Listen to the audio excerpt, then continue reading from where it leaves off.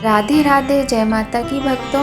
आप सभी का स्वागत करती हूँ स्पिरिचुअल ज्ञान साधना में और आप सभी से अनुरोध करती हूँ कि स्पिरिचुअल ज्ञान साधना को सब्सक्राइब कर लीजिए और बेल आइकन को प्रेस कर दीजिए ताकि आपको नई नई वीडियोस का नोटिफिकेशन मिलता रहे।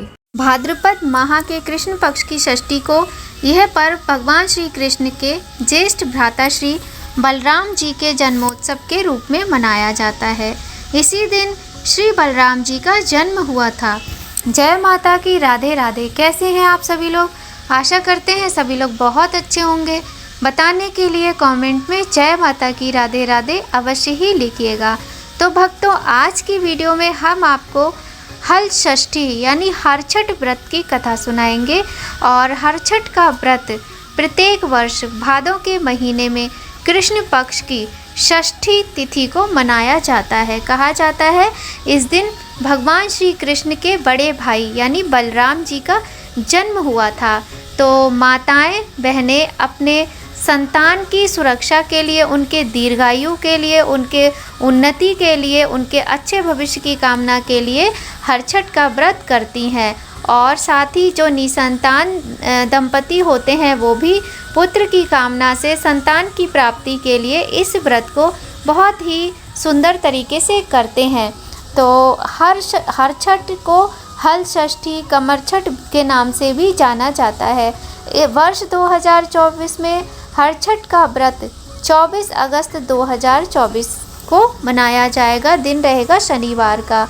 तो आज की वीडियो में हम आपको हरछठ की कथा सुनाएंगे। इस कथा को बहुत ही प्रेम से भगवान का ध्यान करते हुए सुनिएगा। और जो लोग हरछठ का व्रत करते हैं उनके लिए भी ये कथा अति आवश्यक है। और जो लोग व्रत नहीं करते हैं वो भी कथा अवश्य सुने, उन्हें भी बहुत अधिक पुण्य फल की प्राप्ति होगी। तो चलिए देर न करते हुए प्रारंभ करते हैं आज की कथा। और कथा प्रारंभ करने से पहले आप सभी से एक निवेदन करते हैं कि यदि चैनल पर पहली बार आए हैं तो चैनल को सब्सक्राइब कर लीजिए, बेल आइकन को प्रेस कर दीजिए ताकि आपको महत्वपूर्ण वीडियोस का नोटिफिकेशन समय पर मिलता रहे। तो भक्तों, चलिए प्रारंभ करते हैं कथा। बोलिए गणेश भगवान की जय, गौरी शंकर भगवान की जय, लक्ष्मी नारायण भगवान की जय, श्री बलराम जी की जय, कृष्ण कन्हैया की जय। आज की कथा में हम सुनेंगे हरछठ व्रत की कथा। तो चलिए, कथा इस प्रकार है। प्राचीन काल में एक ग्वालिन थी। उसका प्रसव काल अत्यंत निकट था।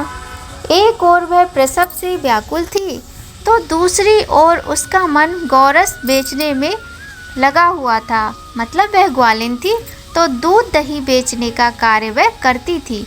उसने सोचा कि यदि प्रसव हो गया तो गौरस यूं ही पड़ा रह जाएगा और दूध दही घर में पड़े पड़े ऐसे ही रह जाएगा।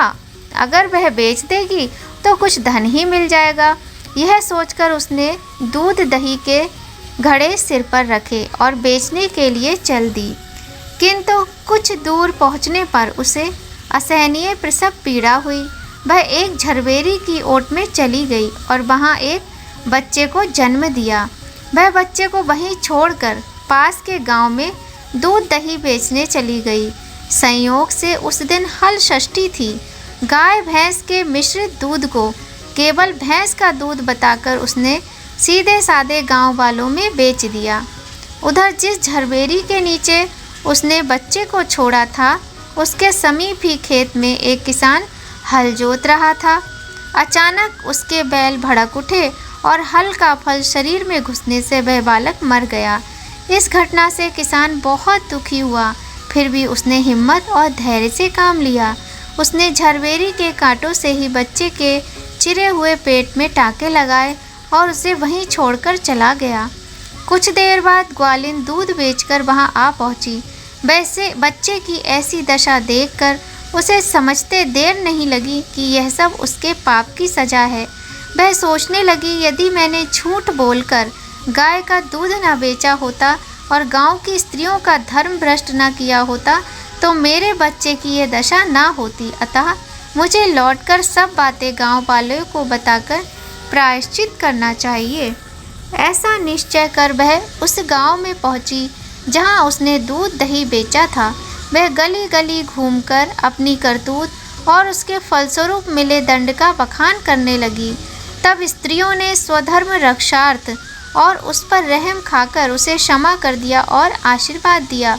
बहुत सी स्त्रियों द्वारा आशीर्वाद लेकर जब वह पुनः झरबेरी के नीचे पहुंची तो यह देखकर आश्चर्यचकित रह गई कि वहां उसका पुत्र जीवित अवस्था में है।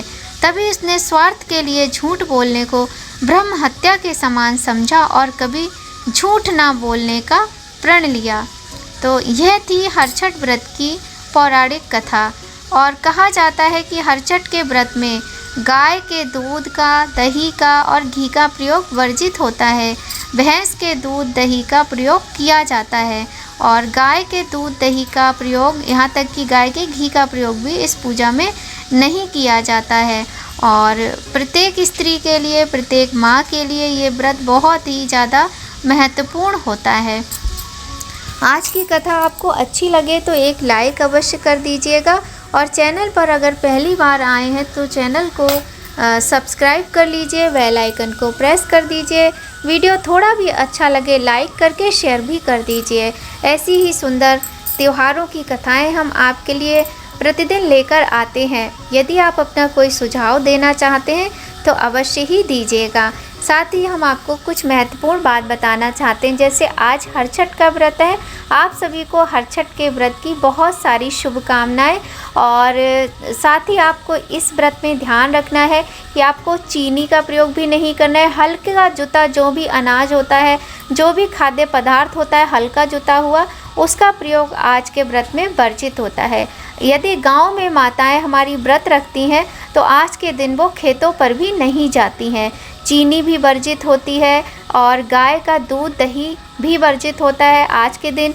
पसाई के चावल, दही, भैंस का दही और नारी का साग, इस तरीके की वस्तुओं का प्रयोग पूजा में और भोजन में किया जाता है। तो यह थी कुछ छोटी छोटी सी बातें जिनका आप ध्यान रख के अच्छे से अपना व्रत करें।